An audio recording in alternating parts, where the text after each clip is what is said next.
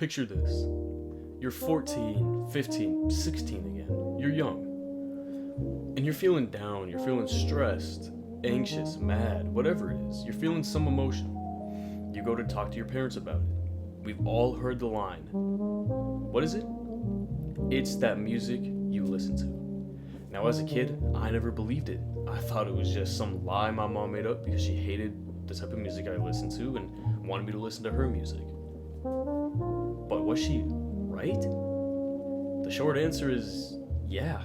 The music you listen to does have an effect on your brain. And it's not just one genre of music like everyone says it is. It's not just rap. I think that's unfair to say. It's R&B, it's classical, it's country, it's pop, it's everything. Now they can be negative or positive. But how do they do it? How do they mess with your mind so much with music? And I don't want to waste any time. I want to jump straight into it. So, just a little background. The natural frequency of the earth is 432 hertz. It's supposed to help you feel relaxed and at ease and at peace. Now most jazz tracks and most classical music, they have that. That's what they do because it boosts your mind, it helps you focus, it helps you with studying, it helps you feel better. But what else is there? 440 hertz. That one is bad. A lot of music tends to use that nowadays because they like to make your mind think a certain way.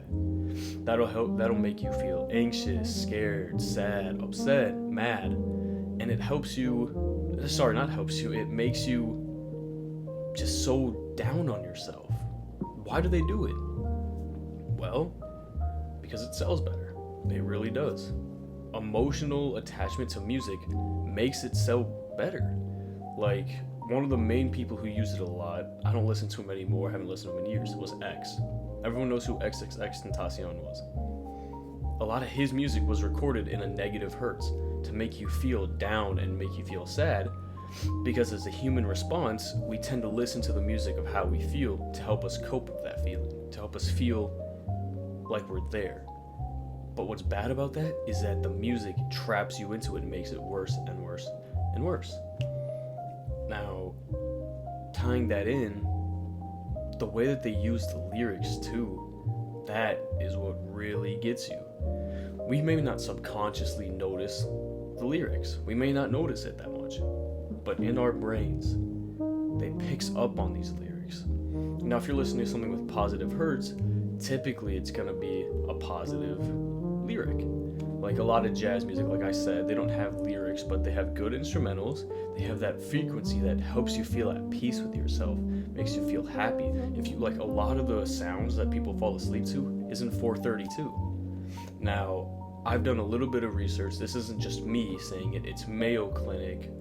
It's a lot of these professional medical places that have done a study on this. And, I've looked it up. I've actually tested it with certain songs and found the frequency. And frequencies have a big part in how you display things and how you pick things up. But like I said, these lyrics, they can be so hateful and so hurtful. And when that frequency is already trapping your mind, that's what you tend to notice. Now, sometimes they can have a positive frequency, so you stay focused, but with negative lyrics. Because it helps you focus on those lyrics. It makes you focus on what they're saying. That's not always good.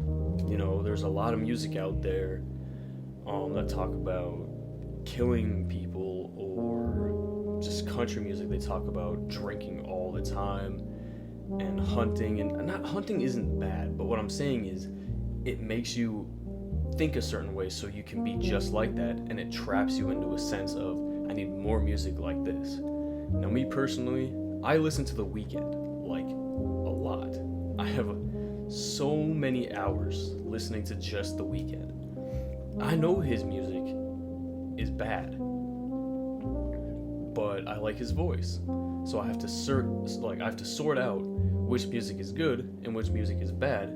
Listen to the bad music when I'm in the mindset to understand, this is not what I want to do, and it's the frequency that's making me feel this way.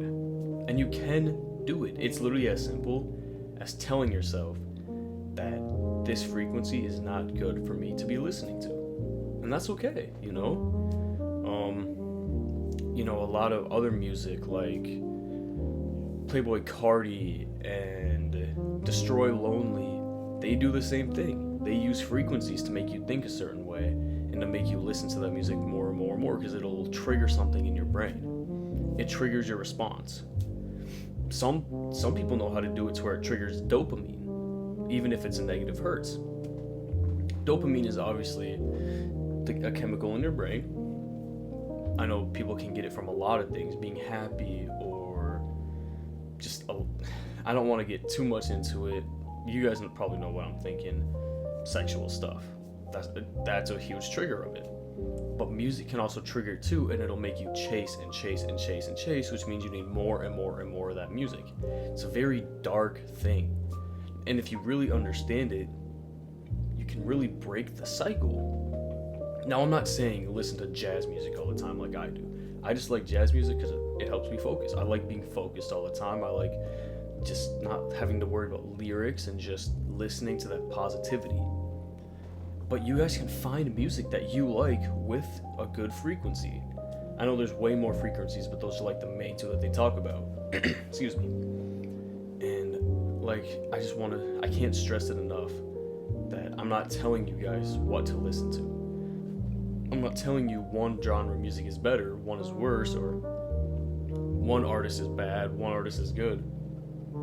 You can find good music with good lyrics in any type of genre.